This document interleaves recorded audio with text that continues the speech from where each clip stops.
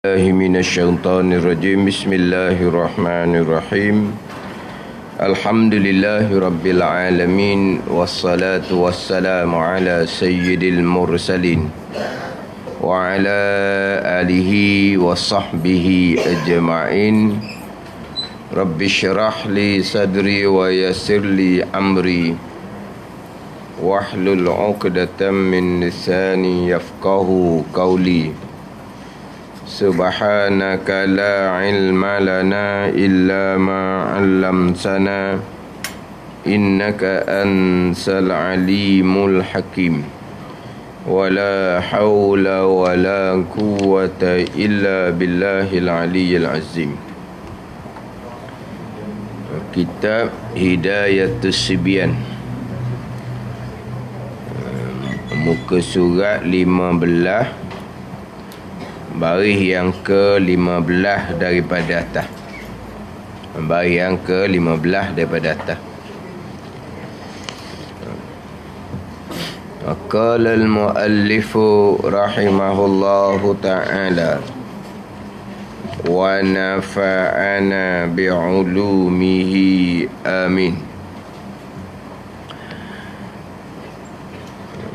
Dan melainkan pada as-salatu khairum minan naum, maka dijawab padanya dengan sadaqta wa barirta. Sadaqta wa barirta. Dan melainkan pada as-salatu khairum minan naum, yang dipanggil taswib ni, as-salatu khairum minan naum, maka dijawab daripadanya, daripada as-salatu khairun naum, sadaqta wa barirta. Wa barirta, walaupun ada baca dengan wa bararta, tapi yang aulanya wa barirta, sebagaimana hak baris dalam kitab kita ni. Hak baris dalam kitab kita. Tengok baris dalam kitab tu kan, hak Rumi dia buat baris mana? Ra bagi bawah, tu hak aula, hak molek dia. Tapi kalau baca wa bararta pun boleh. Tapi hak aula dia baca dengan wa barirta, makna baca baris bawah. Dia aula baca dengan baris bawah.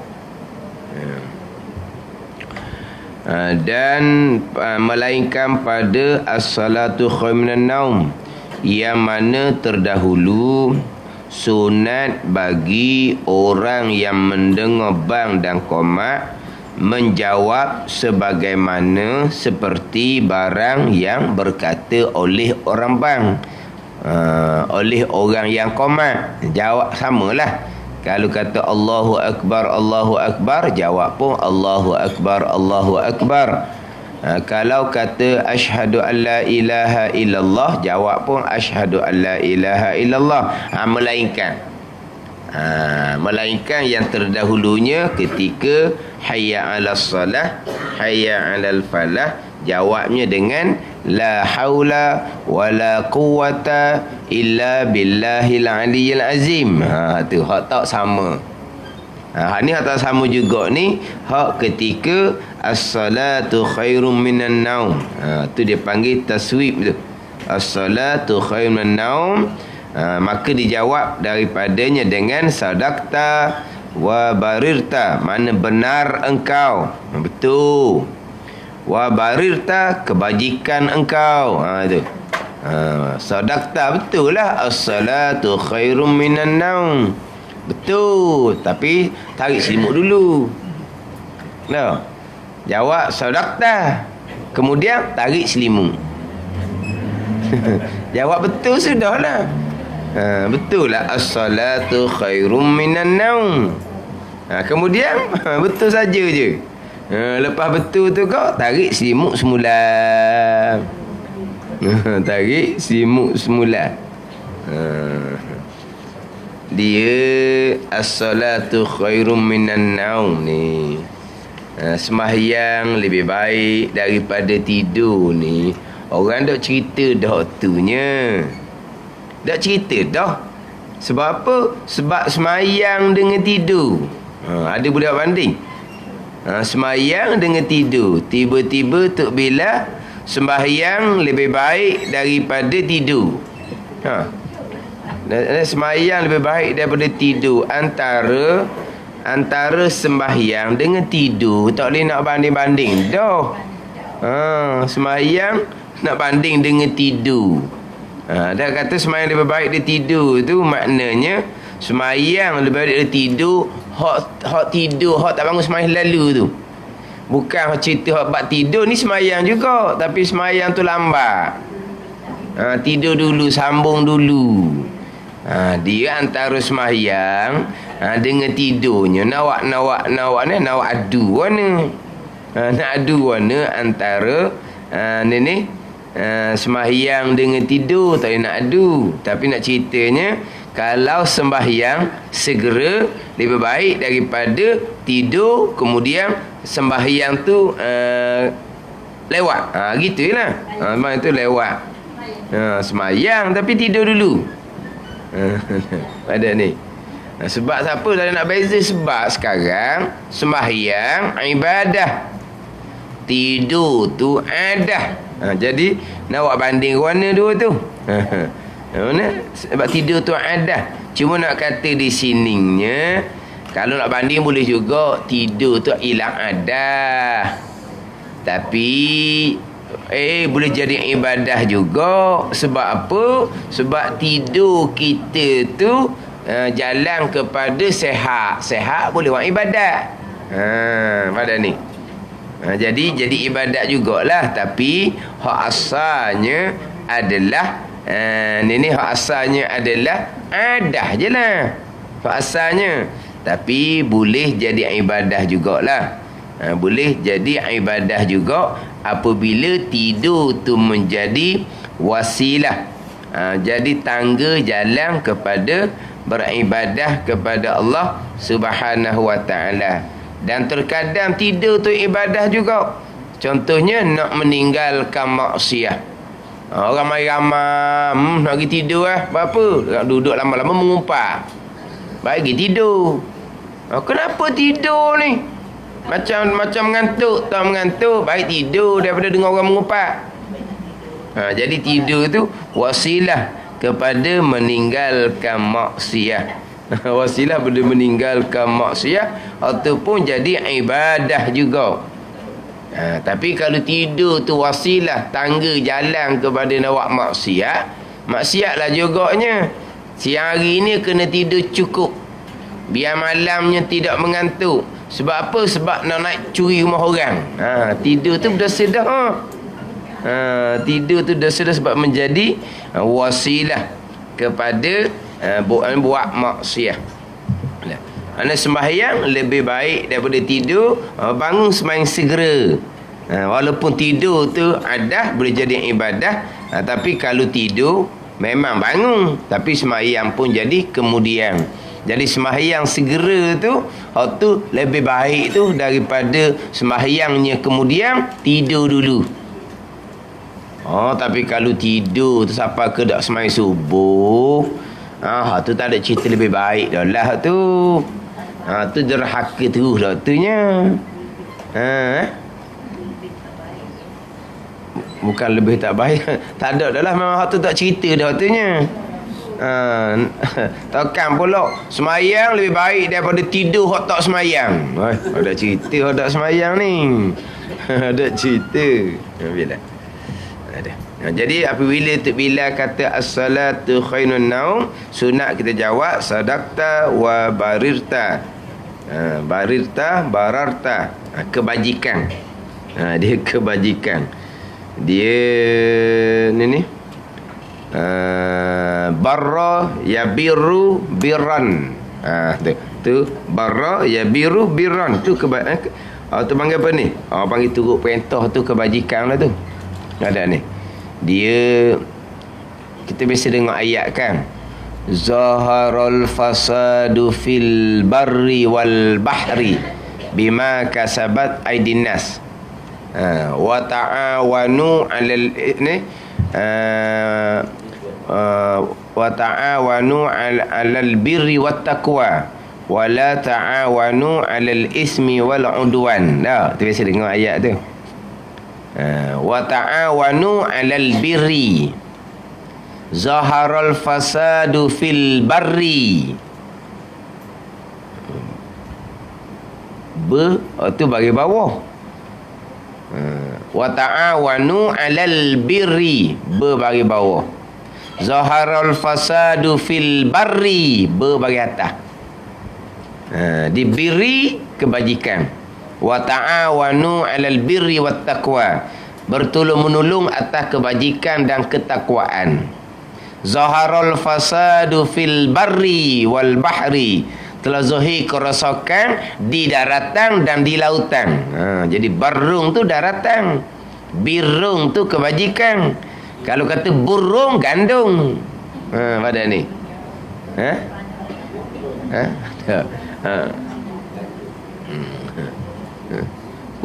Ejaan, huruf sama, ejaan dah sama.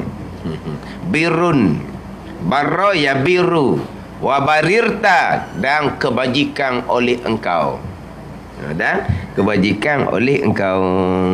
Sunat jawab seumpama tu. Ini hak jawab yang tak sama dengan apa yang dikata oleh Tok Bilal. Hak lain tu sunat jawab sebagaimana yang dikata oleh Bilal. Kemudian kita sunat jawab ni mengiringi. Pada ni. Kalau kata as-salatu khairum minan naum, sadaqta lalu dah wa barirta. Dia mengiringi. Jangan belum habis kata lagi kita sambut dah.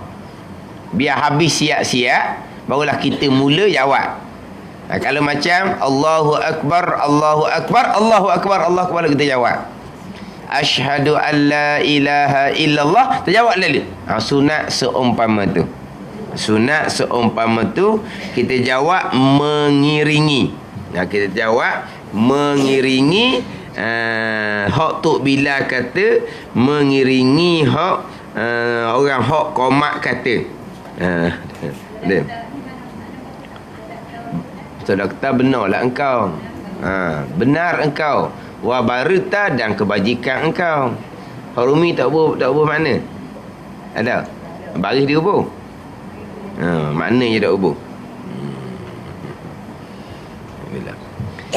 Jadi lepas daripada Tok Bilal kata tu, kita pun sambut lalu. Kita pun jawab selalu. Kalau kita jawab tu lambat,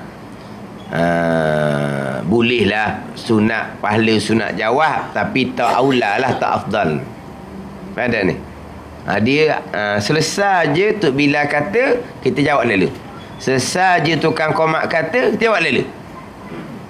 Pada ni. Tapi kalau kita tak sedar, dia sehingga kan selesai pun sunat jawab juga. Kalau tak lama cerah antara selesai dengan kita nak jawab tu. Tapi tak aulalah seumpama tu. Pandai ni. Tak utama, tak afdal, tapi dapat pahala sunat jawab.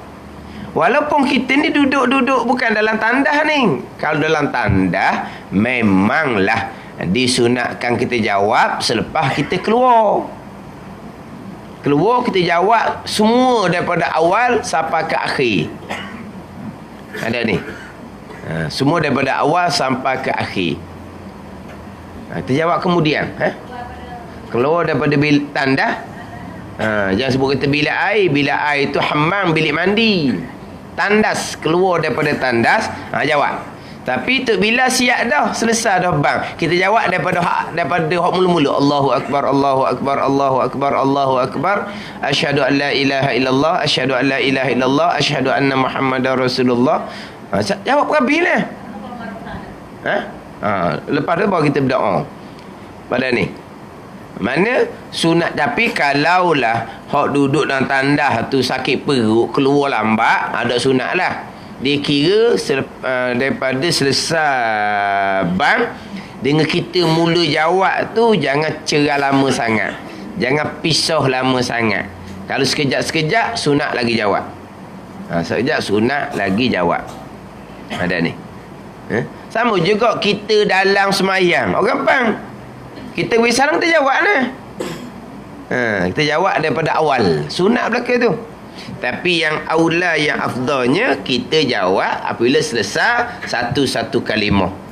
Selesai satu-satu kalimah bang, kita sunat jawab selalu. Itu hak dia punya, hak nombor satu lah, kita kata hak afdal. Faham tak ni?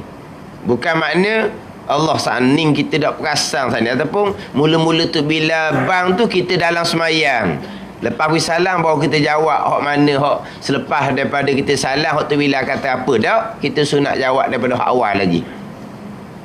Kita sunat jawab daripada hak awal lagi. Bahkan dia jawab bang ni, dia kalau dengar sebahagian sahaja, sebahagian tak dengar, sunat jawab sekalian. Pada ni, sebagai contohlah, dia bang molek-molek, tiba-tiba speaker jeng, habis tak dengar dah suara, kita jawab sampai ke akhir. Kita jawab sampai ke akhir. Ataupun kita kata kau speaker tu mula-mula tak jadi, separuh barulah mula bunyi di speaker, kita jawab daripada awal, walaupun termasuk kita tak dengar. Ataupun mula-mula tu Bilal bang tu, kita dak kejut tidur lagi, kejutnya hayya ala solah, baru kita sedar dia tidur, sunat jawab daripada awal. Ambil juga sunat jawab daripada awal, walaupun hak awal tu kita tak dengar sekalipun. Janji kita dengar sebahagian. Janji kita dengar sebahagian. TV bang buat TV pun. TV bang kau. Bukan TV bang dalam tu lah. TV bang.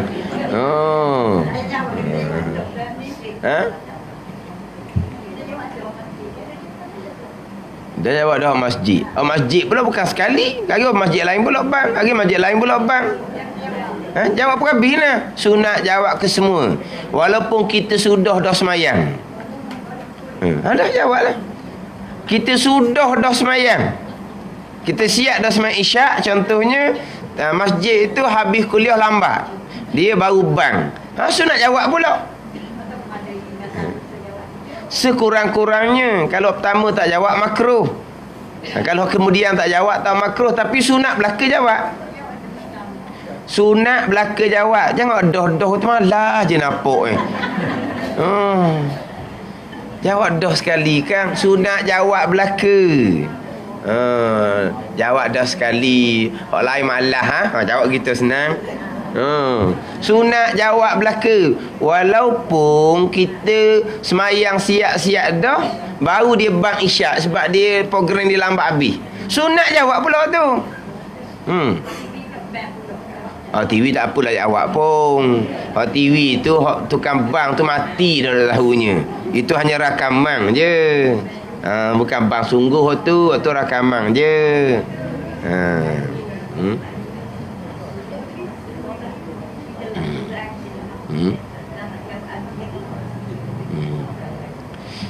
Dia kita jawab mana kalau dia jadi mana, jadi ni jadi apa kata, dia panggil ikhtilaf ni, jadi bolong.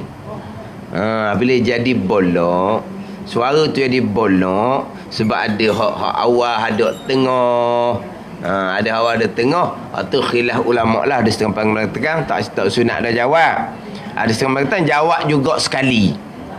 Untuk hak bang hak bolong tu, bukan bolong ni bukan Tok Bila tu suara dia bolong, pada bolong ni bukan, dia simbung, dia simbung pun tak ada bahasa buku simbung tau. Ada apa ni, bertindih-tindih ni, bertindih-tindih, sunat jawab sekali.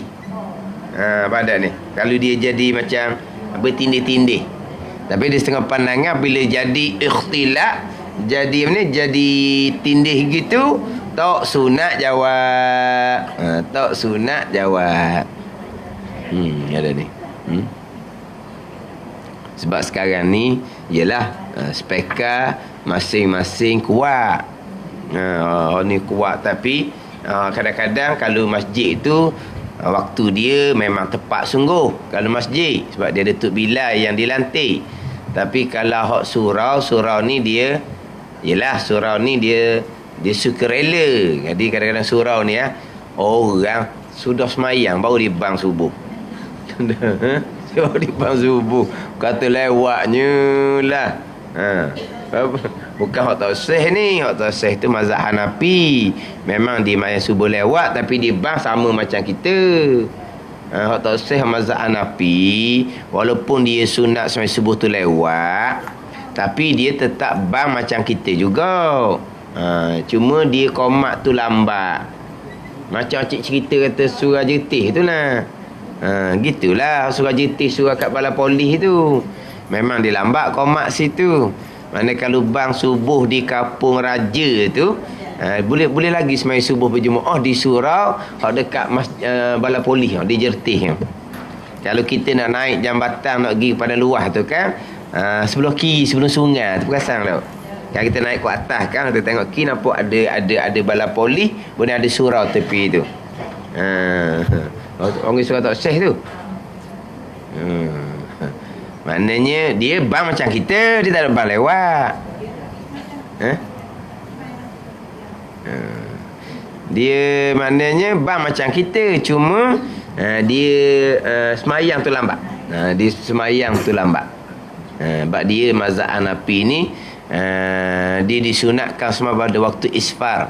Asfiru bil fajri fa innahu a'zamul ajri.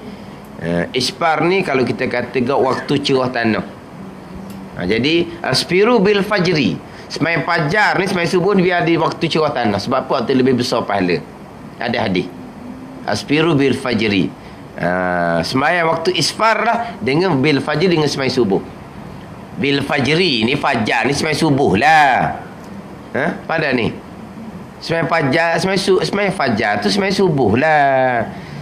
Kita dan kita pekoh kita je hak tak pernah jumpa nama sembahyang fajar. Setengah-setengah kita pekoh lain, sembahyang zuhur, sembahyang asar, sembahyang maghrib, sembahyang isyak, sembahyang fajar. Sembahyang fajar tu sembahyang subuh lah. Sunat fajar tu sunat subuh lah. Hak Nabi kata rakaatal fajri khairum minad dunya wa ma fiha. 2 rakaat fajar lebih baik daripada dunia dan isi-isinya. Mana 2 rakaat fajar tu? Komplek subuh tu lah. Ni ada dalam buku semai-semai sunat, buku lama. Buku tu 30-40 tahun dah buku tu. Rumi ke Jawi. Ada dua-dua rasanya, ada Rumi ada Jawi tau. Lama dah buku ni 30-40 tahun dah. Semai fajar semai lain, semai sunat subuh semai lain. Dah. Dia semai sunat fajar tu baru semai sunat subuh. Semai sunat fajar itu nama subuh fajar. Semai fajar. Ada pelik laginya, dia semai sunat fajar sebelum terbit fajar sidik, sebelum masuk waktu subuh. Belum masuk waktu subuh, lepas tu semai sunat fajar. Kan pelik lagi tu. Fajar dak terbit lagi. Semai sunat fajar dah. Ada ni. Tu kata benda-benda mudah je. Tapi ada tulis buku mana. Ni kadang-kadang salah pemahaman. Jadi asfiru bil fajri, Nabi perintah semai fajar semai subuh ni waktu isfar. Waktu isfar ni kita panggil kat waktu cerah tanah. Waktu cerah tanah ni kira-kira kalau orang lah, kita nampak dah orang cuma tak kenal lagi. Kalau kenal dah tu syuruk dah tu terbit matahari dah. Makna waktu tu mungkin setengah jam lah, lebih kurang begitulah, dengan masuknya waktu subuh barulah semayang sunat, semayang fardu subuh. Tapi dia bang sama, cuma semayang saja. Sunat bagi mazhab Hanafinya dilewatkan. Kita mazhab Syafi'i sunat awal.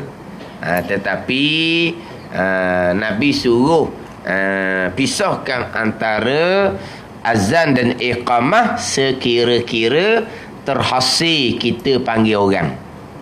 Kita panggil orang kan. Jadi mula daripada bang tu kita panggil orang semayang. Kira-kiranya diri siap. Dia sapa di masjid, kita pun komat. Ni panggil apa ni? Barulah terhasil kita panggil orang. Kenapa kamu tak siap awal-awal? Tak sudah cerita tu. Kita kira bang tu panggil orang, kemudian kita nak iqamah, terhasil kita panggil orang.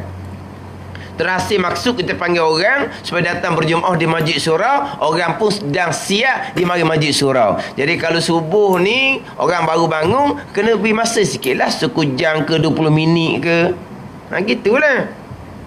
Sebelum ni kan ada hak jenis, saya sibuk, saya nak pergi kerja. Tu hal peribadi kamu. Ni hal hukum untuk sekalian ahli jemaah. Ni ada pesen-pesen gini. Ada ni. Dia tambah kalau hak jenis hak lama-lama. Jenis hak lama-lama dia jadi macam kita kata kau, tapi dia hak lama ni dia jadi macam tempat dia dah. Ada pesen gitu. Sebab tu kalau kira hak kerajaan kan, dia tak boleh lama setepak-setepak.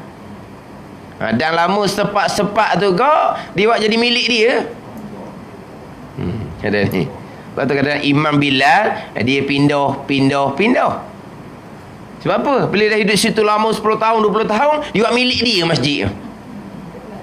Mana ikut kehendak dia. Ikut lain nak orang ni pun.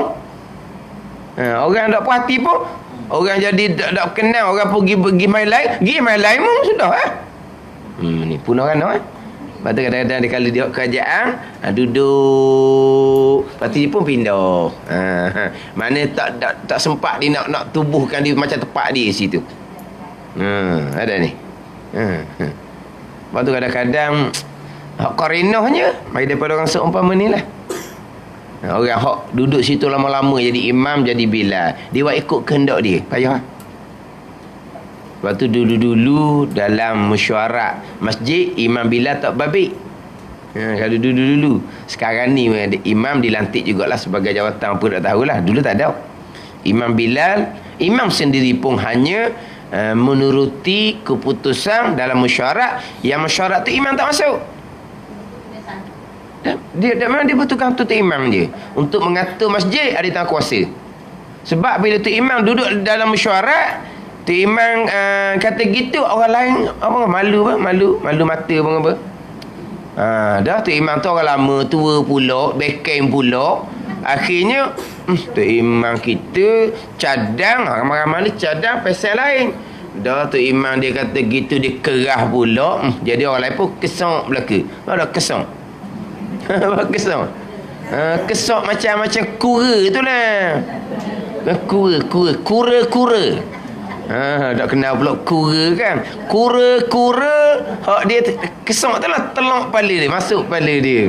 Akhirnya dalam mesyuarat tu orang lain pun malah ada orang tua ni seorang payah kita nak mesyuarat, dia pakai orang dia seorang je. Ada ni. Sebab tu dulu dia imam tak masuk dalam mesyuarat. Dia hanya menuruti apa yang diputuskan dalam mesyuarat.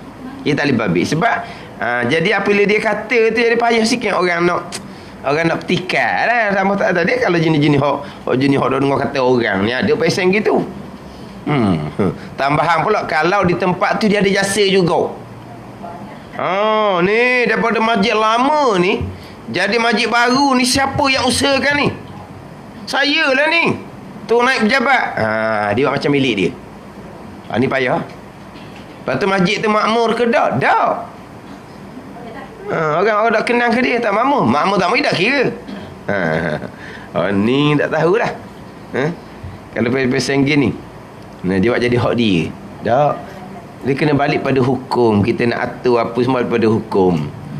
Ni program-program yang tak ada. Kadang-kadang yelah. Kadang-kadang makmum pula dah ikut belakang. Sebab apa? Tu imam bacaan timbul pula. Tapi kenapa boleh tu imam puluh-puluh tahun? Ada ni. Padahal dulu tak ada orang. Dan sekarang ni ada dah budak-budak muda-muda hak balik belajar. Dia nak lari daripada tapak dia tu. Dulu dia hak paling pandai sekali lah. Tepat tu jadi tu imam. Orang lain berat lagi. Bila kemudian orang belajar orang balik, berilah pula kepada orang belajar ni. Dah. Dia tahan. Lepas tu orang belajar ni tak ada turun belakang lah sebab dia baca maknanya tak sempurna. Hak ni pun lari semain lain. Dia tak ada masalah. Ya. Ni hak masalah. Masalah berlaku dalam masjid, tempat sujud kepada Allah.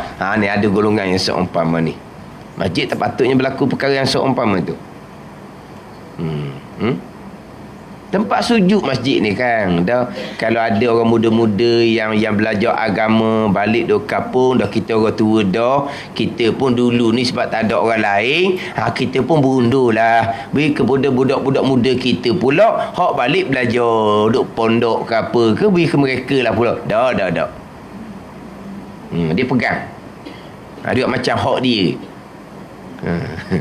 Itu belum tentu lagi masjid yang ada kaitan pula dengan keturunan. Itu lagi berat. Mana masjid ni tanya aku ni wakaf tanah ni. Dah wakaf dah, tak ada kena-ngena dah. Dah wakaf dah. Tak ada dah. Mesti lapisan dia. Lepas tu hidup tak makmur tak? Dah. Walau kalau kita mikir masjid tu nenek kita, tangan kita tak makmur, kita beri kat orang hak makmur kan, tu nenek kita boleh pahala banyak. Dah kita tak pandai nak makmur kan, orang tak suka kepada kita, kita beri kepada orang yang boleh makmurkan. Bila orang boleh makmurkan, siapa yang boleh pahala banyak? Tu nenek kita lah juga. Sebab tanah masjid tu nenek kita yang wakafkan. Tapi tak mikir gitu. Payah. Pernah pergi masjid-masjid yang seumpama tu, payah.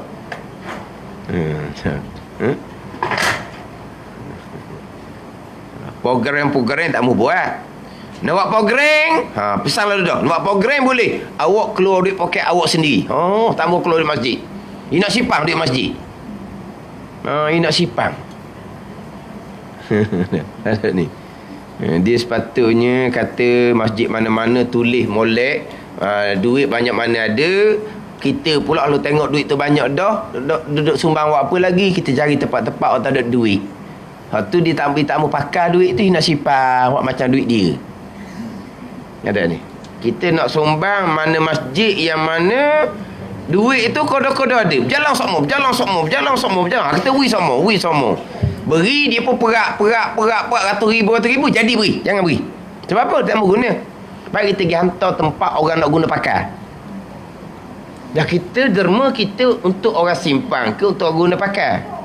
Untuk orang guna pakai. Kita cari tempat yang orang guna pakai. Jangan sumbang di tempat yang mana diperapkan. Ni. Dia pihak berkuasa lah yang patut kena tegas dalam perkara ni. Berbangga ratus ribu juta ada duit simpanan masjid. Buat apa? Simpan. Kononnya kalau duit tu banyak dalam simpanan, Panda takbir masjid. Itu takbir syarikat. Mana modal kau tinggi, tu pandalah tu. Kalau lah duit tu tak luak, tak pandai takbir masjid orang panggil, sebab tidak diguna pakai duit orang derma. Pada ni.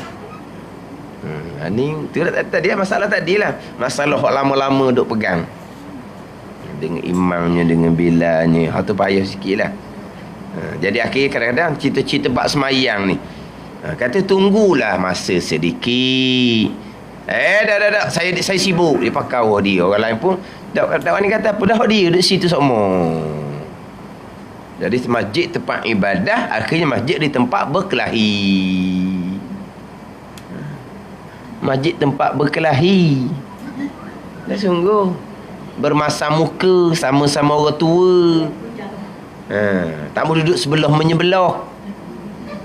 Orang tua-tua tu bukan budak-budak. Balah dalam masjid. Tempat balah dalam masjid ni. Nak kata ke mana? Ada.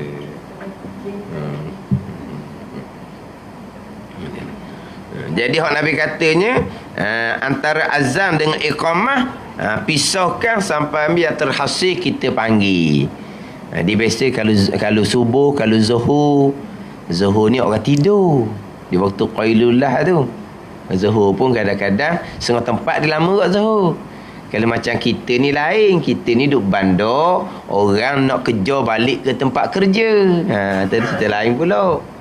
Ada setengah-setengah tempat pula zuhur dia ada buat kuliah juga sikit. Jadi nak cepat sikit lah semayang. Sebab dia ada nak buat kuliah sikit. Jadi sementara orang boleh tunggu sekejap tu, boleh buat kuliah, semayang cepat sikit lah. Tambahan pula kalau kita duduk bandar ni, zuhur tu orang siap belah kedah. Pada ni, orang siap belah ke standby belah kedah. Sebab orang keluar rehat dah masa tu. Kadang-kadang tengok tempat lah. Tengok tempat macam mana. Macam subuh, memanglah beri masa sedikit. Tapi kalau kita nak buat kuliah subuh, jadi kita cepatkan sikit sebab ada kuliah subuh.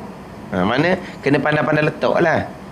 Tapi kalau tak ada apa-apa, kita nak qamat tu biar tunggu masa yang mana kita panggil tu orang sampai belaka. Sebab kita ni sembahyang ni, kalau kapung lah, kalau kita kata ahli jemaah kita hak tulis tu je 10 orang lah, 20 orang lah. Jadi kita kena jaga kepentingan ahli jemaah tetap kita. Maknanya biar masa qamat ni orang hak tetap 10 orang 20 orang ni ada belaka. Sebab mana kita jaga ni kepentingan ahli jemaah kita. Kan? Kalau bukan masjid tepi jalan, ahli jemaah yang tetap kan? Kita cerita ni hak normal lah. Ahli jemaah hak normal. Ahli jemaah hak jenis was-was tu tunggulah dia nya. Tu hak tak normal ni, cerita hak normal ni. Mana balik pada hukum hakam. Tak boleh pakai mengikut kehendak masing-masing. Ni nak cepat sebab dia sibuk lah, dia apalah. Kita disunatkan jawab azan dan iqamah, jawab mengiringi selesai je kalimah satu-satu tu, jawab segera. Tu yang afdal dia. Kalau kita tak jawab segera, kita kena jawab juga. Kena banyak jawab tu pada ni. Kadang-kadang kita kali Allah asyhadu an la ilaha illallah dah, Allahu akbar, kita tak jawab lagi sani. Jawab Allahu akbar, Allahu akbar, Allahu akbar, Allahu akbar, baru kita jawab asyhadu an la ilaha illallah. Sebab ialah kadang-kadang kita mana? Kita duk menung tu, kadang-kadang kita tak sedar tu. Bukan tak sedar, telinga dengar tapi tak sedar nak jawab. Tak sedar nak jawab. Jadi tengah bawa tak jawab. Lepas dah lah. Bukan pada kita kadang-kadang panggil tu, lepas dah. Tak jawab sana rugi dah, tak boleh pada sunat. Lepas dah sunat jawab daripada awal. Sekat tu je. Dah lah hak banyak-banyak nak jawab se je. Hak se tu pula.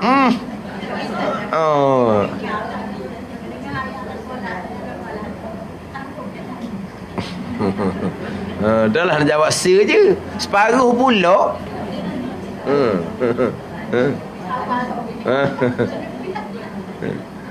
Tapi cik duduk dekat Taman Jaya tu mana ada se je dah bunyi. Orang je ladang. Lepas tu masjid Batu Buruk dengar. Tapi kalau masjid sekali je. Seketak je, jawab sekali je. Dia tu jadi sekali. Kalau tikah tu jadi ikhtilaf pula, jadi bertindih-tindih. Jawab sekali je lah kalau bertindih tu. Ni biasanya kalau kita kata isyak. Isyak. Kadang-kadang dia ada kuliah. Kalau tak ada kuliah, dia masa waktu dia bang lalu. Kalau ada kuliah lambat sikit. Lepas tu kuliah lagi panjang, lagi lambat dia bang. Ni kata kemungkinan dia bang isyak tu kita duduk di rumah, sudah dah semayang isyak, barulah masjid tu bang sebab dia baru habis program. Kita sunat jawab bang dia walaupun kita sudah semayang dah sekalipun. Gitu je lah. Orang koyak sunat tak jawab dah.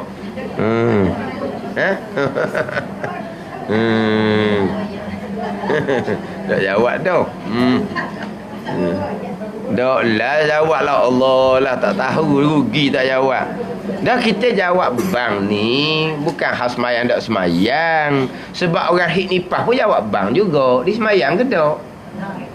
Tak, tapi kau orang hit nipah tak jawab bang kerana tak semayang. Jawab.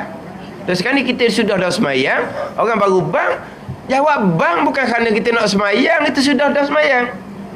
Orang haid dan nifas tak semayang langsung. Tapi jawab juga bang.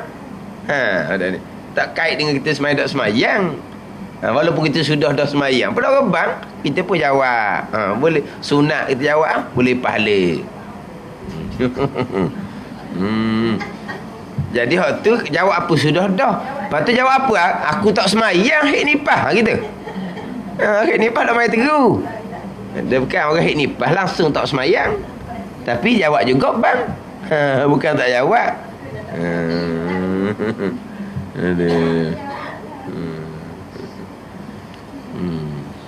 Kadang-kadang kita jawab apa? Kuat sangat main telefon. Duk jawab telefon ni. Gayuk ni. Ngongeng. Ada telefon. Alhamdulillah. Jadi jawab seperti barang yang berkata oleh orang yang bang dan iqamah, melainkan ketika hayya 'alas salah dan hayya 'alal falah jawab dengan la haula wala quwwata illa billahil aliyyil azim. Tidak ada daya daripada meninggalkan maksiat dan tidak ada upaya pada mengerjakan ketaatan melainkan dengan dengan pertolongan daripada Allah Subhanahu wa taala. Tak ada boleh tinggal maksiat pun daripada Allah, boleh mengerjakan ketaatan pun daripada Allah Subhanahu wa taala. Dengan pertolongan daripada Allah, dengan taufik hidayah daripada Allah Subhanahu wa taala. Kemudian kita sebut pertolongan Allah ni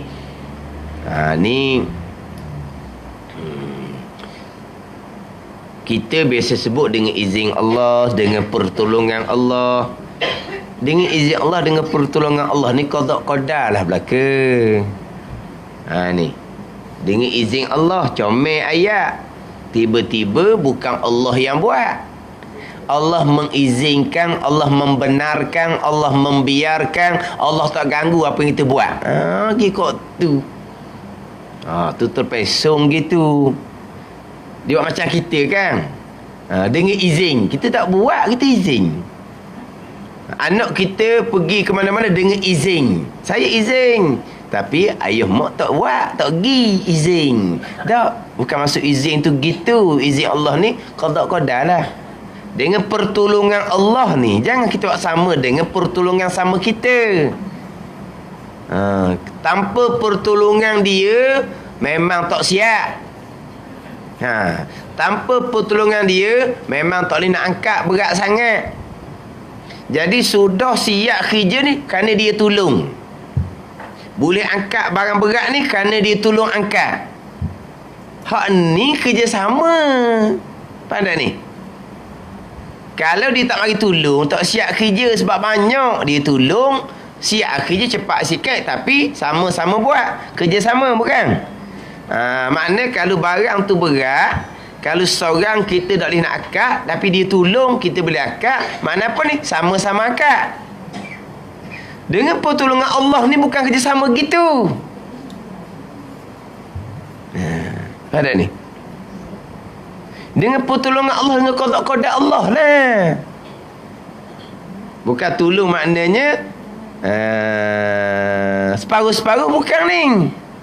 Tu syirik, tu tak ada benda lah, tu musyrikun tu. Ada ni. Musyrikun. Musyrikun ni semua berhala. Tu musyrikun pada zat. Ini musyrikun pada perbuatan. Amai. Ada ni. Ni jaga molek learning ni. Ayat Quran sebut kami. Inna anzalna. Kami menurunkan akan Al-Quran. Kenapa Quran sebut kami? Sebab kerjasama antara Allah dengan malaikat yang menurunkan Al-Quran. Kerjasama pula dah. Kami menumbuhkan tumbuh-tumbuhan. Kenapa Tuhan kata kami menumbuh? Sebab kerjasama antara Allah dengan orang hak semar tu. Kami ni dia buat macam kami kita ni. Kami buat ni. Kenapa kami buat? Kami ni pakat kami belakang nak buat ni. Mana ada ni kami semua yang buat. Mana kami tu kerjasama. Jadi hak dalam Quran sebut kami tu kerjasama Allah dengan makhluk. Ada ni. Dia kami ni memanglah ada mutakallim ma'a ghairi. Mutakallim ma'a ghairi ni orang cakap serta bersama dengan dia tu jadi kami. Hak Tuhan ni muazzam nafsah, Tuhan membesarkan diri dia. Tu sebut kami. Ada ni. Tuhan membesarkan diri. Muazzim nafsah, Tuhan membesarkan diri. Hak kami kalau kadang-kadang mutakallim ma'a ghairi, tukang cakap seorang serta ada hak lain. Kalau mutakallim wahdah, tukang cakap seorang je, ana lah. Tak ada ana, tahu ana? Saya. Tapi kalau kami nahnu mutakallim ma'a ghairi, tukang cakap dengan orang lain. Tapi kami hak Tuhan ni muazzim nafsah, Tuhan membesarkan diri Tuhan. Bukan Tuhan kami ni bekerjasama. Ini orang ceramah ni. Ay, kata berat. Tak sedar ke syirik itu.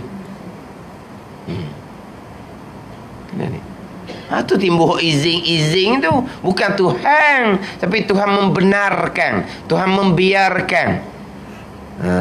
Dengan pertolongan Allah tolong ni mana kalau kerana kita seorang tak boleh buat tapi Tuhan tolong, Tuhan bantu. Tapi tolong bantu ni macam tolong bantu sesama makhluk. Tolong bantu sesama makhluk ni kerjasama. Panggil bekerjasama, bersyarikat dia panggil. Tu syirik lah orang panggil tu.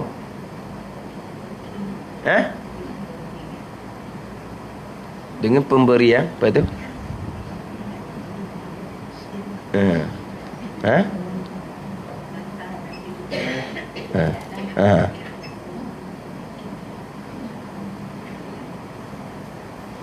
Pemberian. Dahlah, hak Tuhan belaka lah. Ayat pemberian ke, kurniaan ke, hak Tuhan belaka. Hak dia belaka. Tu dia payah apanya? Hak dia belaka. Dahlah. Dah lah, memang dah salah belaka. Dengan izin pun tak salah, dengan kata Tuhan tolong pun tak salah, dengan kata Tuhan bantu pun tak salah. Dengan makna hak dia belaka. Tu je. Ada ni. Dok ni ceramah ni. Bukan kedai kopi orang jahil tukir ni. Tapi kalau gini, kalau dalam bab akidah memang jahil tukir lah orang panggil. Memang jahil tukir. Tak ada jahil tukir. Jahil sangat. Jahil tukir ni jahil sangat. Dok, kita kan asasnya tauhid kan. Bukan tauhid. La ilaha illallah kalimatut tauhid. Tauhid kita ni mengesakan Allah pada zat, pada sifat, pada perbuatan. Allah je yang buat. Tu dah mengesakan Allah pada perbuatan. Allah tolong, Allah bantu, kita buat juga. Itu bukan panggil mengesakan Allah pada perbuatan. Ini cerita pegangan ni. Hak cakap sebab tu cakap lah, tak ada salah apa pun waktunya. Tuhan pun kata wa ta'awanu 'alal birri wat taqwa. Bertolong menolong. Tengok tu, kita yang tolong menolong tu atas kebajikan dan ketakwaan. Tuhan perintah kita tolong menolong. Mana kita lah tolong menolong ni. Jadi dengan kerjasama ahli jemaah, ahli masyarakat, kita boleh buat program-program kebaikan. Dengan kerjasama tolong menolong antara jemaah dan ahli masyarakat, perkara-perkara maksiat kita boleh cegah. Tu. Kita kata tolong menolong sesama kita. Tu Al-Quran perintah wa ta'awanu. Bertolong menolonglah kamu. Memanglah. Kita pun sebutlah kita tolong menolong. Tapi itu majazi je. Letak je hakiki hak Tuhan belaka. Tadi kan hak dia belaka. Mati situ. Mengesakan Allah pada perbuatan. Tak ada payah-payahnya.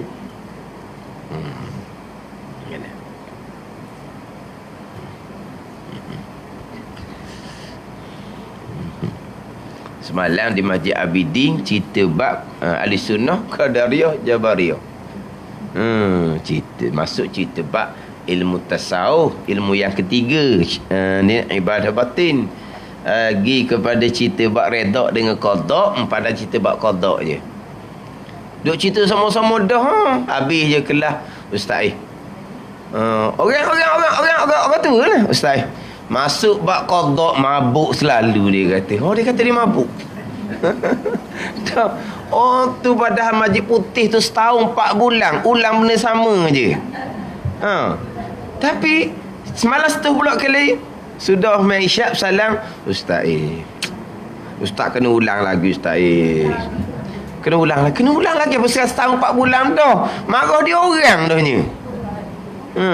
Dia kata mabuk. Mabuk ni pening lagi lah, mana pening lagi. Mabuk lagi dia kata. Ni. Ada ni. Ada. Pening lagi, mabuk lagi. Tu tekan. Malam dia tak cerita bab ibadah batin ilmu tasawuf, cerita bab qada Allah Subhanahu wa taala. Kita mulai Fatihah dengan alhamdulillahi rabbil alamin. Tu. Alhamdulillah tu tauhid tu. Rabbil alamin. Hak Tuhan belaka, Tuhan Rabb, milik dia belaka. Habislah tu Fatihah kita.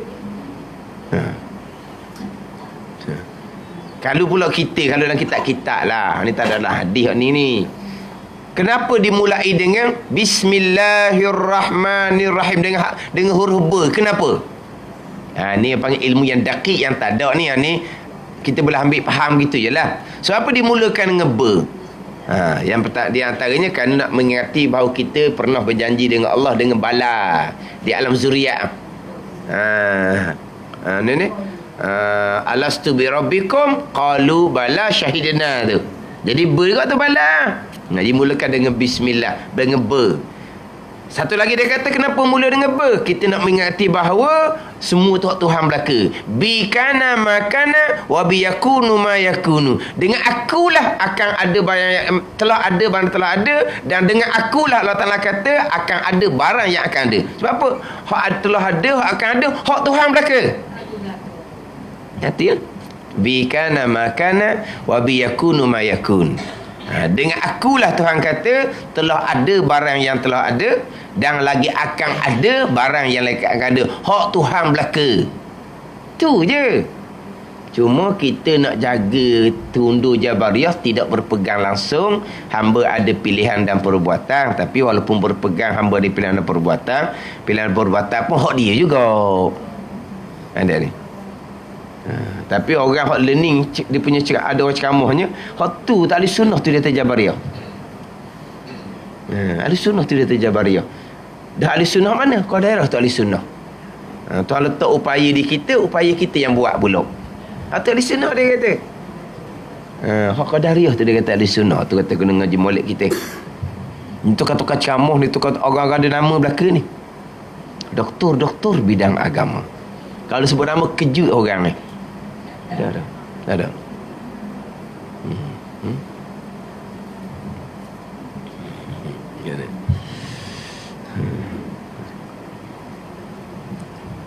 Jadi kadang-kadang selit bab pegang dia panjang gitu lah.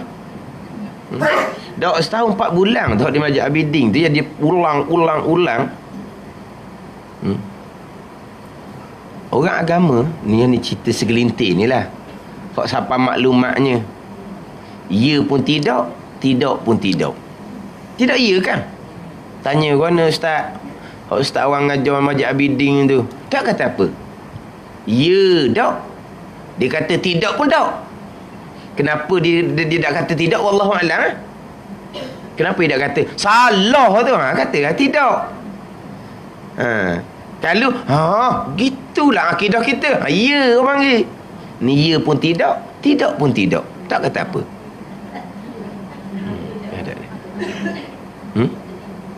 Tak ni sekelintir orang agama. Orang berkenaan ni.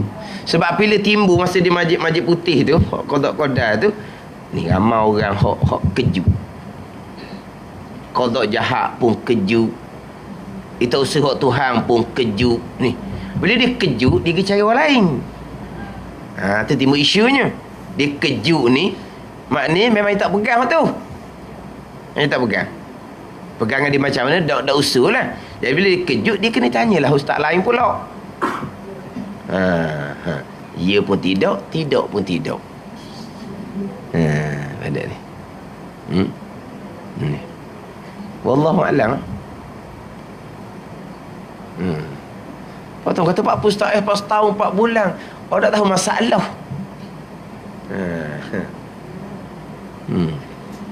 Orang ni mai duk cerita gitu, orang ni gini, orang ni gini, orang ni gini.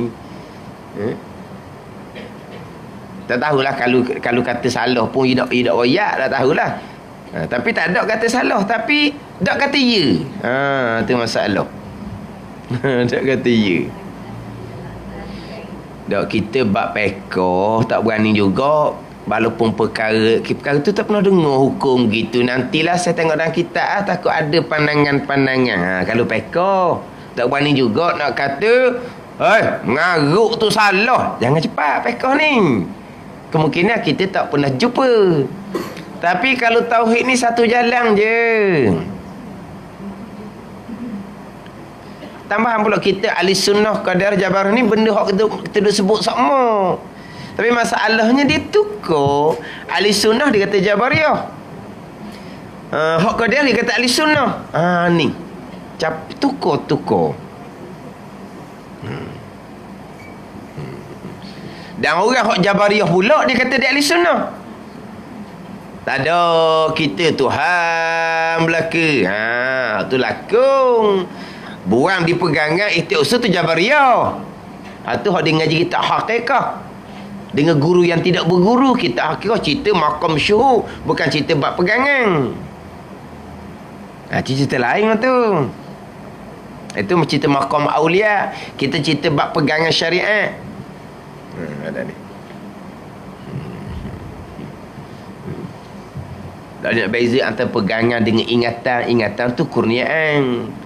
Percakapan hanya asbab, tak ada salah bercakap. Tak ada salah bercakap. Ni bercakap, mu tak ada Tuhan, syirik mu ni. Allah pula dah. Ni hak pelik-pelik ni.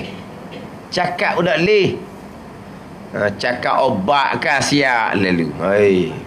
Pasal mana pula. Tu kata beringat buh molek lah kita ni. Kita tak apalah, kita duduk dengar sama. Anak cucu kita tu nak belajar apa semua, tak ada kesempatan masa.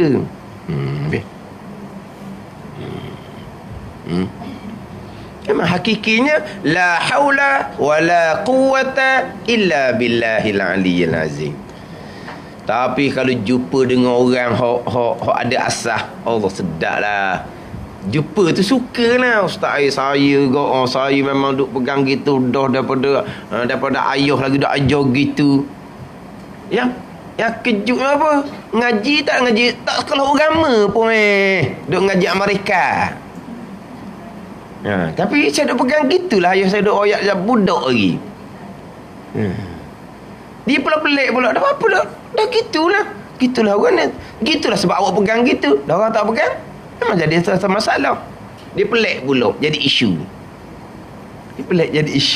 Dia bukan aliran agama. Kalau timbul isunya daripada orang aliran agama. Tu berat. Atau kata kita tu mula-mula kena pasak dah di anak kita tu.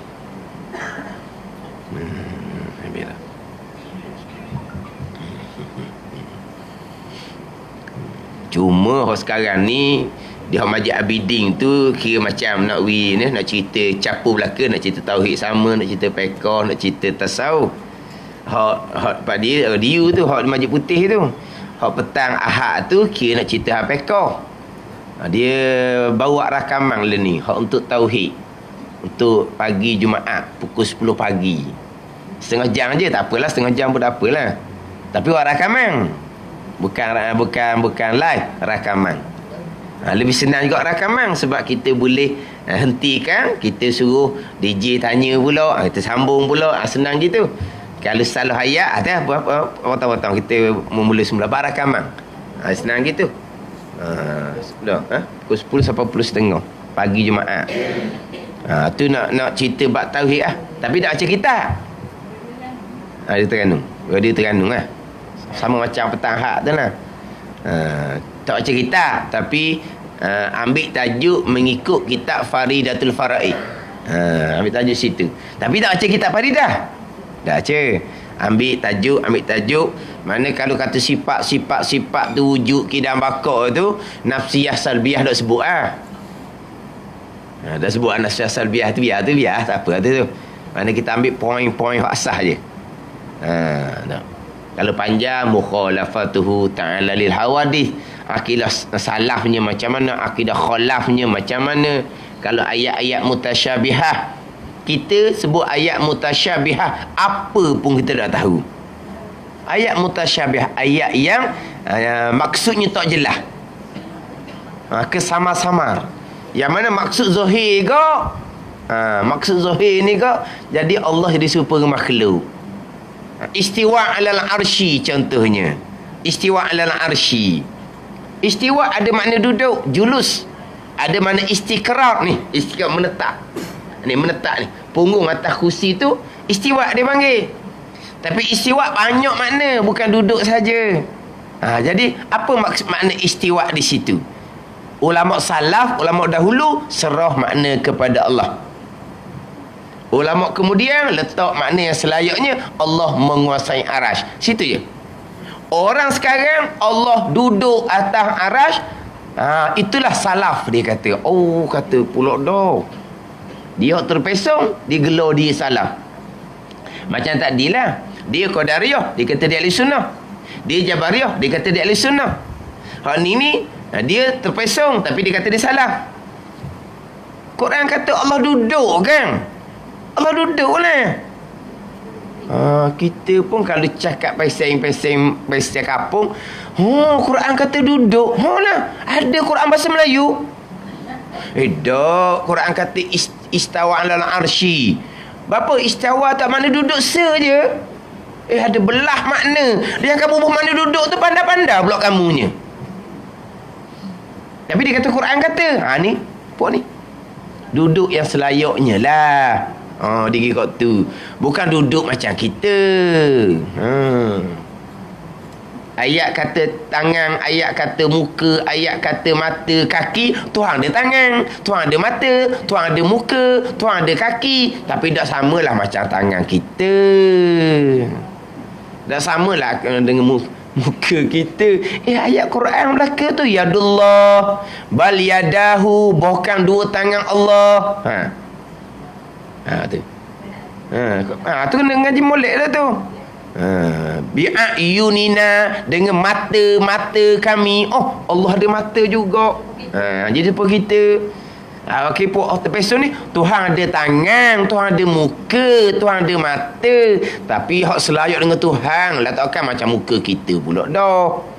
Takkan macam tangan kita pula dah. Tengok tangan orang lain, tangan beruk lain, tangan pitu lain. Tengok muka orang lain, dia kata. Ada ni. Muka pitu lain, muka kuala lain. Muka Allah lain jugalah. Kita kata tangan orang, tangan kera, tangan beruk, tangan apa pun sama je. Sama kat mana? Berjisim, berbentuk. Boleh kata besar, boleh kata kecil, boleh kata panjang, boleh kata pendek. Samalah. Muka orang, muka pitu, muka kuala, sama je. Apa makna sama? Sama ni berjisim, berbentuk. Muka orang kita boleh royak, muka dia bulat, besar, kecil. Muka pitu ni luas, sepik. Muka kuala ni luas, sepik. Kita boleh royak. Sebab apa? Sebab dia berjisim, berbentuk. Sama lah. Apa tak samanya? Pada ni. Ni jangan masuk Terengganu kita sekarang ni, pesen ni. Dak orang kita tak ada nyendah. Mana tak ada nyendah, tak ada ilmu di kita ni yang boleh kita mempertahankan akidah kita. Kan?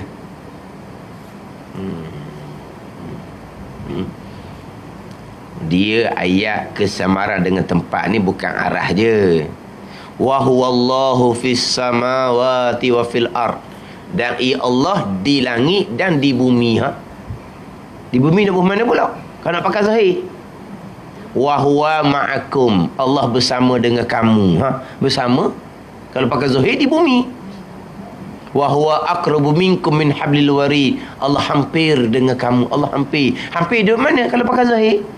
Bumi lah. Ya, ini pakai arah je. Hak ni hak bumi, hak bersama, hak hampir tak pakai. Dia pakai tu yang arah je se. Dak. Ahli sunnah, hak ulama terdahulu istawa ke, di langit di bumi ke, bersama ke, hampir ke, tu serah kepada Allah. Tak sebut mana-mana lah. Faham tak ni? Ulama kemudian bersama dengan mana Allah tolong. Hampir pun makna Allah tolong, Allah perkenan, gitu je lah. Ada ni. Bersama dengan makna mengetahui. Itu ulama kemudian.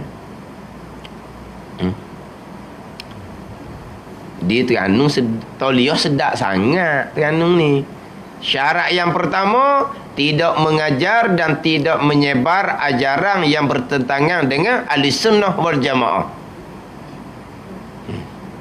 Tidak mengajar dan tidak menyebarkan ajaran yang bercanggah dengan ahli sunnah wal jamaah. Tapi kalau mengajar pun tak ada apa-apa pun. Orang sabar tak ada apa-apa pun. Sebab apa? Sebab tidak ada yang tugas dia ni memantau. Lepas tu kalau ada yang memantau pula, kaki tangan dia agak sangat-sangat terhad. Kemudian kalau ada kaki tangan pun, keupayaan dia nak nilai, nak tapih pula. Satu perkara tu. Banyak kelemahan lah. Kelemahan. Tapi orang ni bab akidah ni, kalau dah lepas sini kau habislah.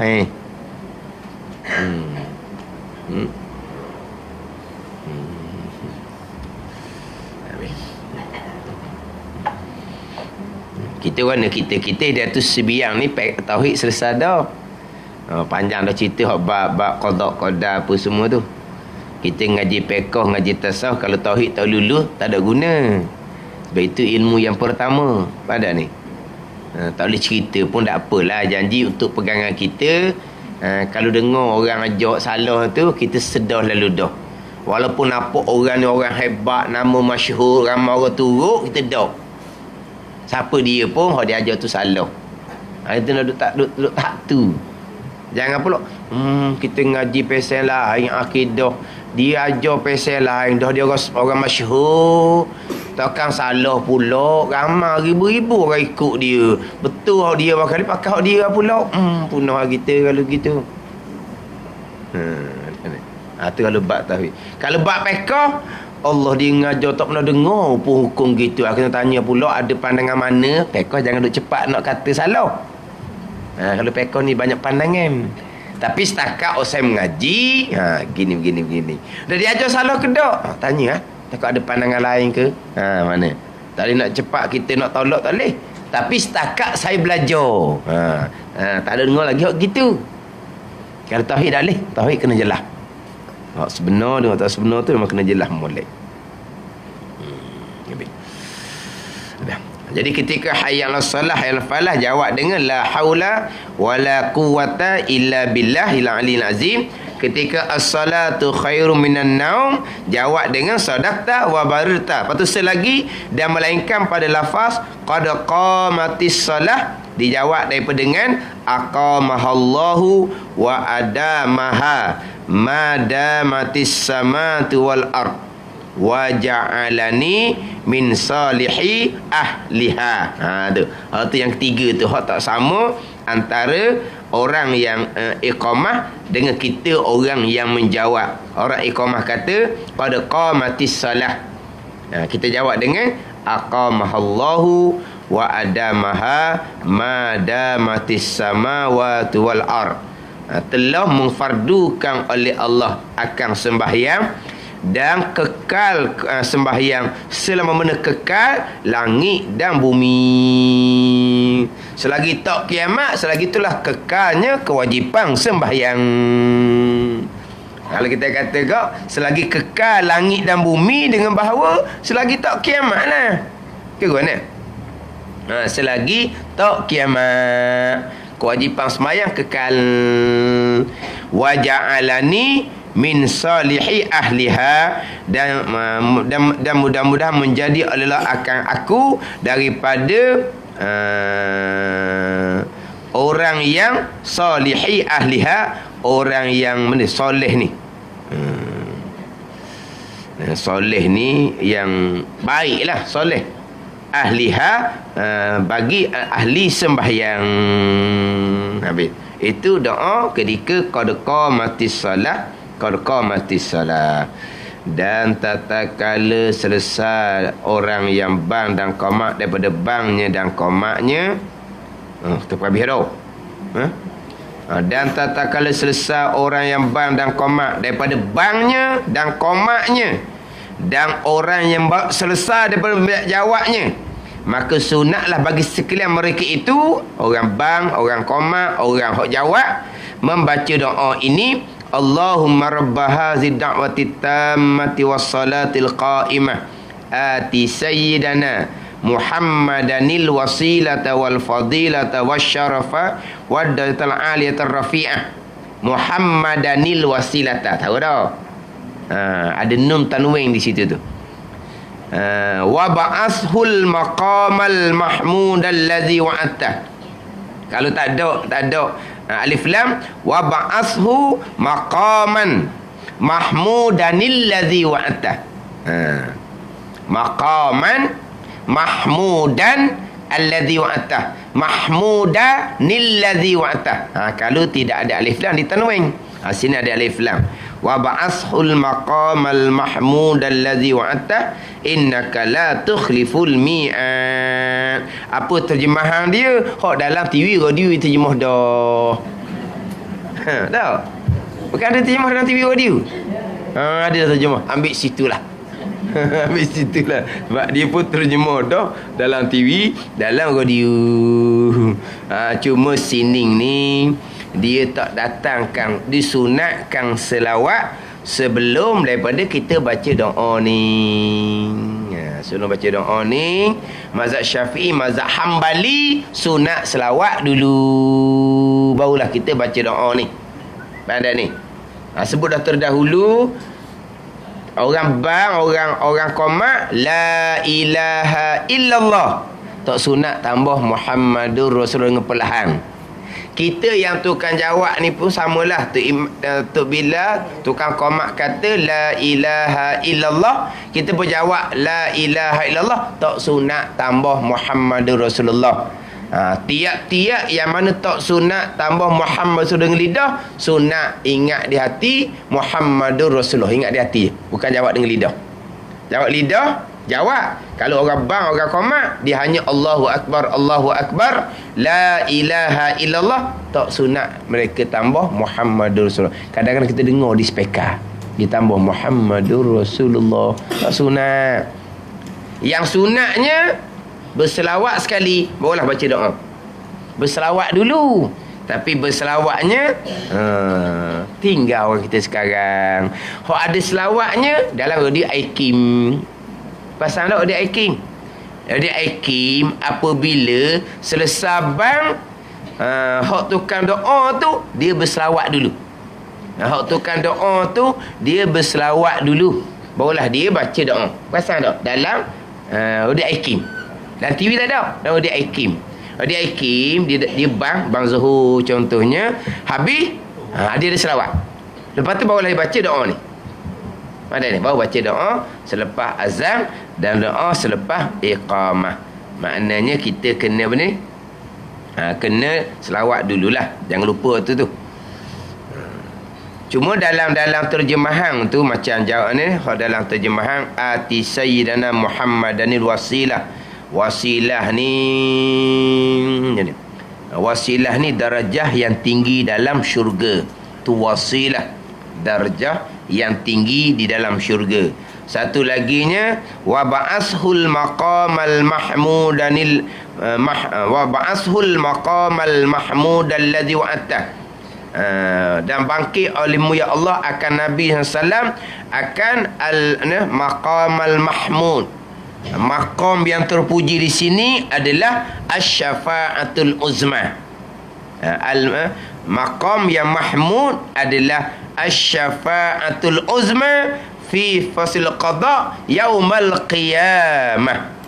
Nah, apa dia? Wa ba'ashul maqamal mahmudan dalladhi wa'ata. Dan bangkit alimu ya Allah akan Nabi Muhammad sallallahu alaihi wasallam akan maqam yang terpuji. Apa makna maqam terpuji?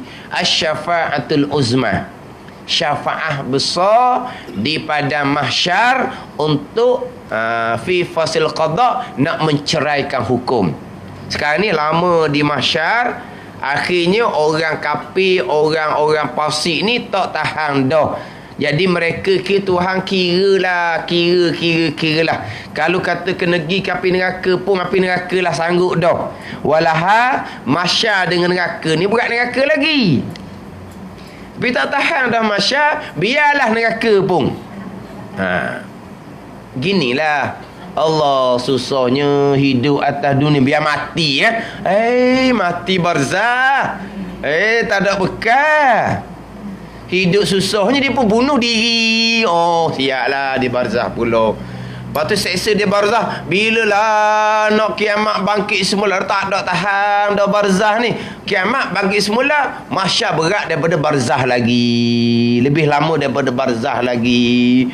Tak tahan dah mahsyar ni, lama sangat dah ni. Berat dah ni mahsyar ni. Kira-kira lah. Kira.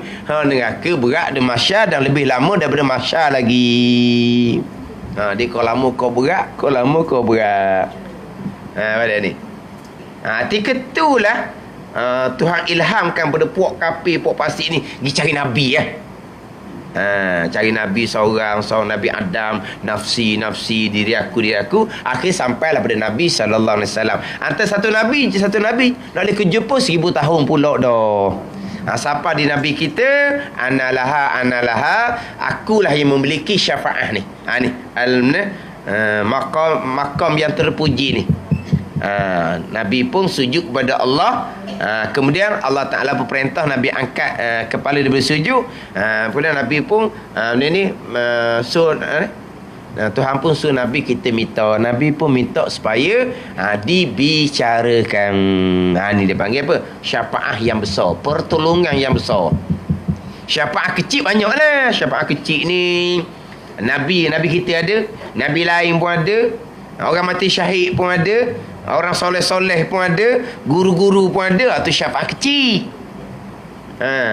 Tapi syafaat besar ni hak Nabi seorang.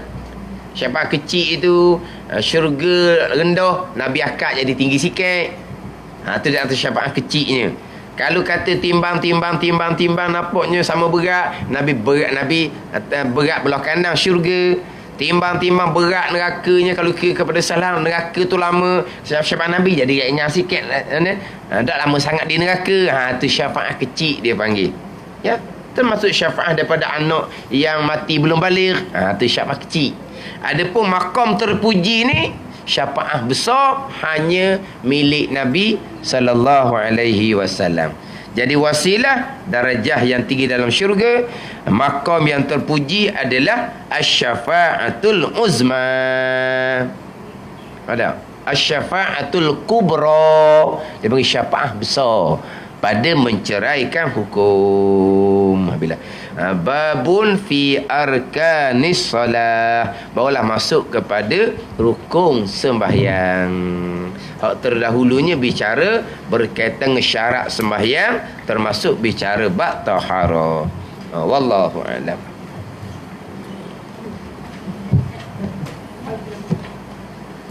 Baru sudah bang. Baru sudah bang baru.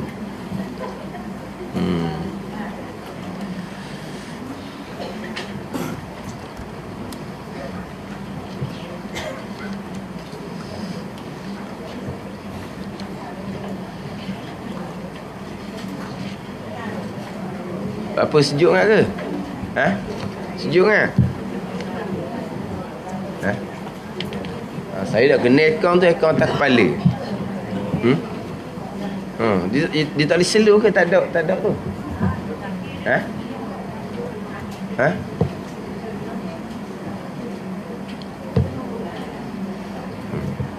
Lain kali kena pakai baju kok tu mari. Pakai cukup. Yelah duduk depan ni mungkinlah sebab dia dekat tau. Orang belakang okey je tau. Kau belakang sejuk kau. Yang belakang ada lagi ke dah hidup tu.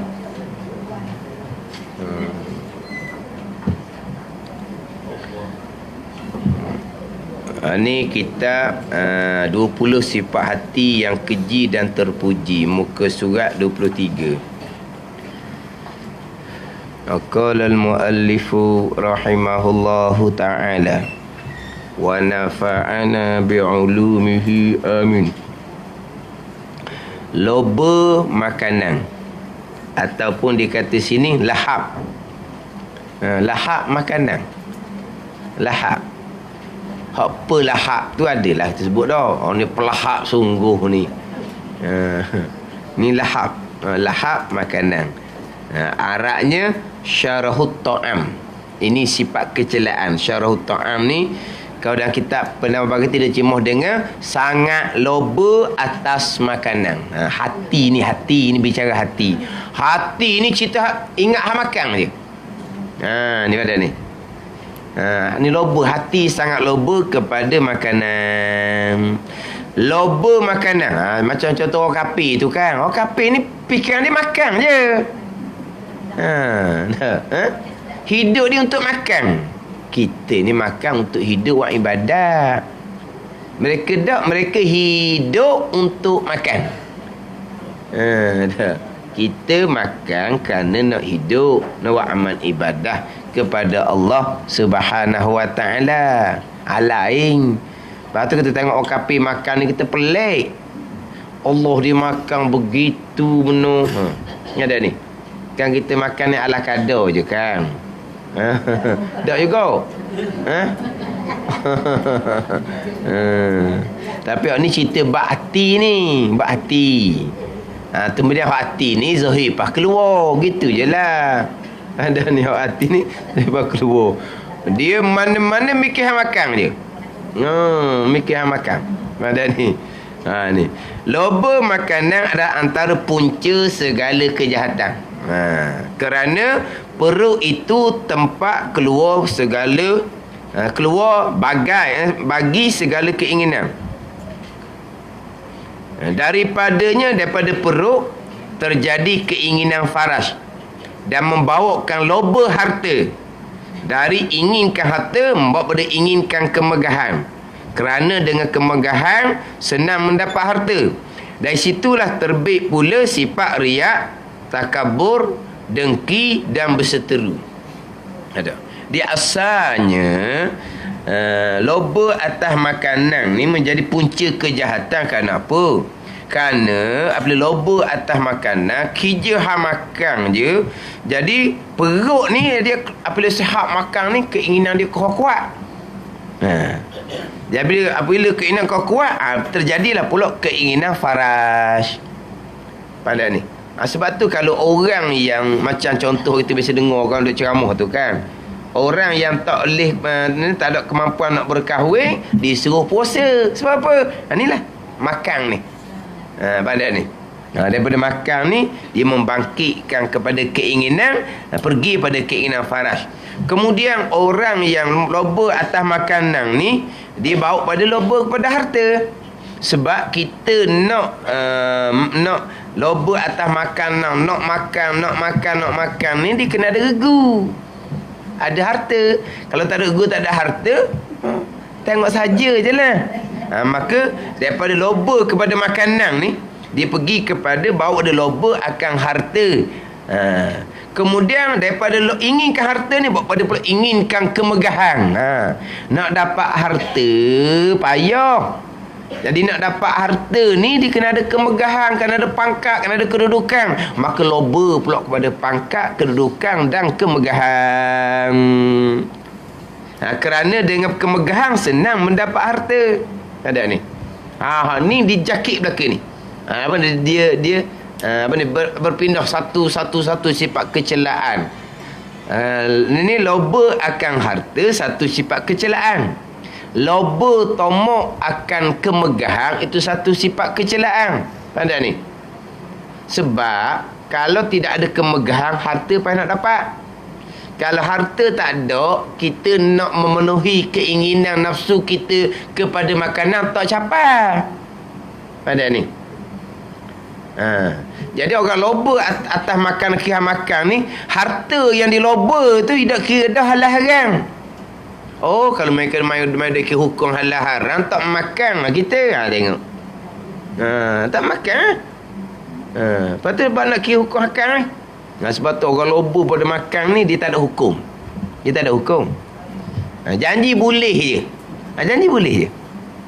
Harta jalan mana, kau pandailah. Nak dapat kemegahan kedudukan tu, dalam keadaan bawa kerosakan pun kau pandailah. Apa penting pada kedudukan kemegahan? Barulah dapat harta, dapat kedudukan. Tadilah. Kadang-kadang nak kedudukan kemegahan, ni pangkat dalam masjid, kau ke mana pun dia bertahan. Ada ni. Dia semua tu ada nama tu, sifat kecelaan belaka tu.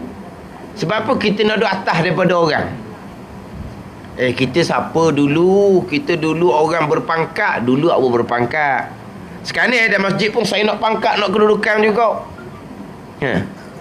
Tak ada boleh harta apa pun. Hak tak konsep harta. Hak konsep harta pun ada juga. Hak tak konsep harta ni, dia setakat nak kemegahan kedudukan, tak mau duduk belakang orang. Ada orang tak mau, biarlah, awak lah, patutnya orang minta haji lah. Haji orang yang berpengalaman. Haji orang mah kenal orang. Tu zaman dulu dia kata. Tak boleh buat kubur belaka. Ni. Tapi akhirnya orang minta-minta, dia ambil lah juga sebagai tunai amal. Tapi ada je orang lain yang agak boleh. Dia boleh lalu dah. Dia terima ni pun atas permintaan orang. Orang nak guna lah dia punya pengalaman, dia punya pengaruh hak lama-lama pun. Tapi tak mikir dah tu. Dia kata kan dia tak boleh buat kubur belaka dia kata. Tak boleh buat kubur pun. Ada orang nak mati atas jawatan tu, nak mati situ lah. Pada ni. Dia ada kaitan belaka tu. Loba atas makanan, loba akan harta, inginkan kemegahan. Dia ada kaitan belaka tu. Ada kaitan belaka. Ini semua sifat kecelaan belaka ni. Ada ni. Dan dari situ pula, mari loba atas harta, loba atas kemegahan ni, terbit pula sifat riak, takabur, dengki dan berseteru. Dah nak kejar harta, nak kejar pangkat, timbul macam-macam lah pulaknya. Dengan riak, dengan takabur, dengan dengki, dengan berseteru, jatuh menjatuh, fitnah memfitnah. Sebab apa ni? Sebab nak kepada pangkat kemegahan. Sebab apa? Mudah nak cari harta. Harta banyak, nak mengikuti hati yang loba atas makanan. Ada. Ada pergi belakang tu. Orang yang makan banyak, keinginan pun kuat, harta banyak, pangkat tinggi, timbullah riak, takabur pula. Timbul pula takabur, besar diri. Ada je orang lain hak sebanding, dengki pula. Lepas tu berseteru pula. Tak nak lagi tu. Sebab didengki di antara puncanya kerana berseteru. Daripada berseteru tu timbul dengki. Berlawanan ni, maka timbul dengki. Cita di hati bila nak jatuh kawan tu. Cita di hati, lama-lama dia pun pisau dengan fitnah. Tu cerita lain pula. Ni dengki senyap seorang je. Senyap dalam hati. Bila dia nak jatuh, bila kena je gapa-gapa, lama dah aku tunggu. Apa makna lama dah aku tunggu? Dak deki duk sining, tak bunyi. Tapi apabila saudara tu jatuh ke, kena apa-apa musibah ke, lama dah aku tunggu. Apa maksud? Cita di hati ni, kenang di hati supaya dia jatuh tu lama dah. Tu dengki. Dosa besar tu. Tu dosa besar. Ni dah kait belakang. Apa timbul gitu? Bukan tak ada pasal. Sebab apa? Sebab dia nak pangkat tu, biar jatuh kawan tu.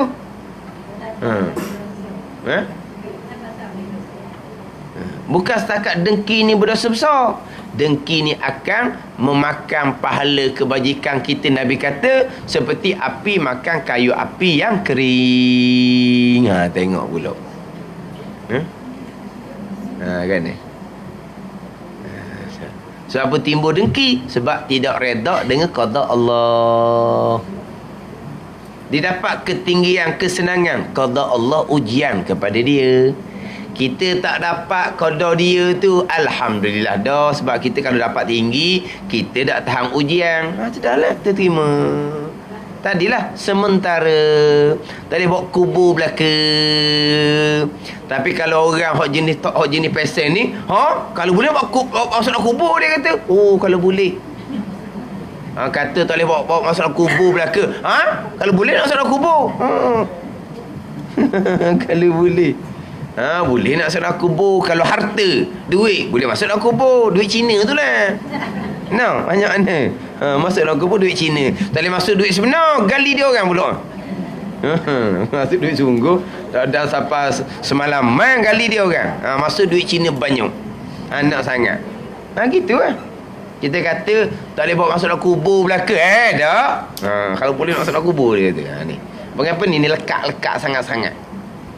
Jadi macam mana kita kalau duduk lekat sini ni, loba dengan makan, cerita dan hati ni, harta semata-mata, pangkat semata-mata, ketinggian semata-mata, sampai masa kita nak mati, dan dah hati kita nak ingat ke Tuhan.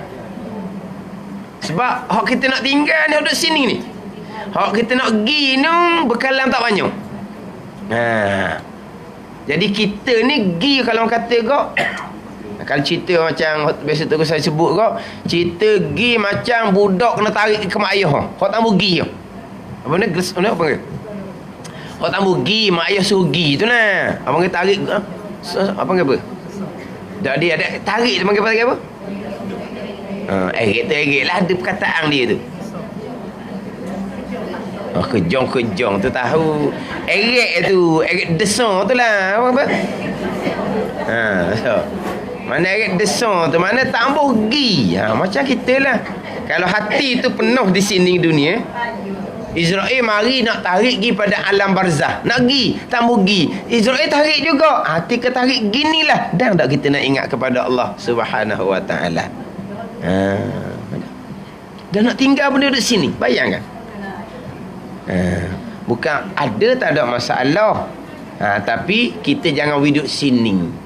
Ada alhamdulillah, ada harta bekal akhirat, ada pangkat kemegahan, kita boleh buat benda-benda yang baik, yang lebih lagi berkesan sebab kita ada kedudukan, ada pangkat. Faham tak ni? Kalau kita tak ada pangkat, tak ada kedudukan, kita cakap gapo pun tak pakai. Tapi kalau kita ada pangkat, ada kedudukan, kita nak buat gapo-gapo, orang turut kata, orang laku kita kata, kita dapat manfaat akhirah. Gitu buat tu belaka. Nak ubah kat tu itulah kita kena didik dengan agama. Biar agama duduk sini. Dunia jadi untuk bekal akhirah. Dunia ada di kita untuk sebagai jalan agama. Bukan setakat dunia semata-mata. Hak ni kita kena daripada belum balik lagi hak ni. Anak-anak kita belum terbabit lagi dengan harta, belum terbabit lagi dengan pangkat kedudukan. Situ letak dah. Tapi kalau kemudian kena mujahadah. Kalau benda duduk sini lama dah, kena mujahadah. Kena mujahadah. Nak kurangkan, nak hilang, tak mampu kita orang awam. Nak kurangkan, nak kurangkan sedikit demi sedikit. Hak duduk sini ni, kita kalau lama buat amal ibadat, kita pun tua dah. Kita akan jadi lama-lama kurang. Kalau dulu payah dia tu, sekarang ni dapat mudah je. Jadi mudah je, harta jadi mudah. Sebab apa? Dia kena dah. Dah belajar wa amal. Kita pun sentiasa ingat kematian. Bila ingat kematian, duk belajar wa amal, lama dia kurang sini. Dia mikirnya, lepas daripada mati. Nak bawa bekal apa? Harta jadi bekal lepas dia mati. Pangkat kedudukan, biar jadi bekal lepas dia mati. Bukan kata nak buang hak tu. Itulah hak jadi alat kepada kita, bekal untuk kita akhirah. Kalau tak ada harta benda, nak infak nak apa, tak ada, nak dengar saja je lah. Orang nak buat apa-apa pun kita dengar saja. Bukan kita mahu beri tapi dah kita tak ada kemampuan. Dah ni. Jadi mana mujahadah, kena mujahadah, belajar, beramal, ingat akan kematian. Ingat kematian itu salah satu dari sifat kepujian. Akan dibicara dalam kitab kita ni. Sabda Nabi sallallahu alaihi wasallam, ma mala'a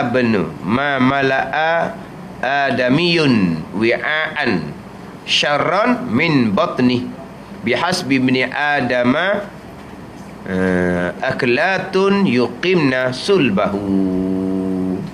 Wallahu a'lam. Bismillahirrahmanirrahim. Alhamdulillahi rabbil alamin. Wassalatu wassalamu ala sayyidil mursalin wa ala alihi wa sahbihi ajma'in. Allahumma aftah alaina futuhal arifin. Allahumma allimna ilma akdamin wa fahimna famasabikin warzuqna riqat talibin. Allahumma zidna ilma wa alhiqna bis salihin. Wa sallallahu ala sayyidina Muhammadin wa ala alihi wa sahbihi wa sallam. Walhamdulillahi rabbil alamin.